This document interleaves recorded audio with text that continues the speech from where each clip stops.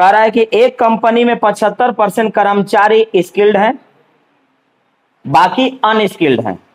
इनमें 80% और दूसरा में 20% अस्थाई हैं यानी परमानेंट हैं, तो बाकी टेम्पररी होंगे, अस्थाई होंगे। यदि अस्थाई कर्मचारियों की कुल संख्या 63 है तो कंपनी के कुल कर्मचारियों की संख्या कितनी है? तो आपका ध्यान होना चाहिए अस्थाई पर। लेकिन पहले आप लिखेंगे कि कहता है कि कुशल जो है वो 75% है, तो परसेंट में टोटल कितना होता है? 100 में अगर 75% कुशल हैं तो अकुशल कितने हुए? 25% हुए। अब इसमें एक दिया है अस्थाई परसेंट का और संख्या दिया है अस्थाई का, तो आपका ध्यान जाना चाहिए अस्थाई पर। तो मैं अस्थाई पर आता हूं। अस्थाई में बोल रहा है कि 80% इसके परमानेंट हैं, तो 80% अगर इसके परमानेंट है तो 20% टेम्पररी है, और टेम्पररी को अस्थाई बोलते हैं।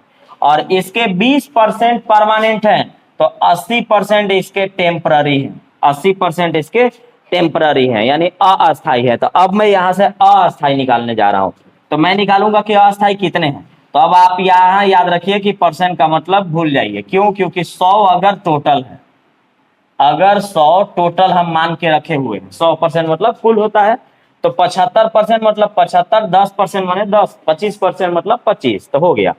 अब मान लीजिए कि कुशल कर्मचारी 75 है, अकुशल 25 है, जिसमें 20% इसमें अस्थाई है और 80% इसमें अस्थाई है, तो मुझे अस्थाई मिल जाएगा। तो देखिए तो अस्थाई कितने?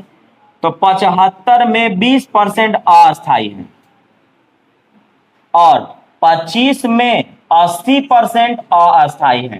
तो अस्थाई होंगे कितना ये देखिए, तो अस्थाई देखिएगा ये 5 बार में और ये 15 बार में, 25 चौका 100, 4 से 20 बार में, 20 और 15 35, 35 कर्मचारी अस्थाई है मेरे अनुसार। तो हम 35 यूनिट अब इसको बोलेंगे कि मेरे अनुसार 35 कर्मचारी अस्थाई हैं। इसका क्या नाम है? यहाँ 35 लिख देता हूं। मेरे अनुसार 35 कर्मचारी अस्थाई है, इसका क्या नाम है? 63 गो अस्थाई थे। तो हम कहेंगे कि 35 यूनिट का वैल्यू 63, एक यूनिट का वैल्यू 63 बटा में 35, तो 100 यूनिट का वैल्यू 100 ही पूरा था, 100 यूनिट का वैल्यू हो गया। चलिए 5 सते 35, 5 से 20 बार में 7 नामा 63, 180 कुल कर्मचारियों की जो संख्या है ना इसमें 180 है। तो ध्यान यही दिया जाता है कि जो दिया गया है और फिर क्या पूछा गया है, तो जो पूछा गया है फ्रैक्शन आपके उसके अकॉर्डिंग बनने चाहिए। आंसर आएंगे 180।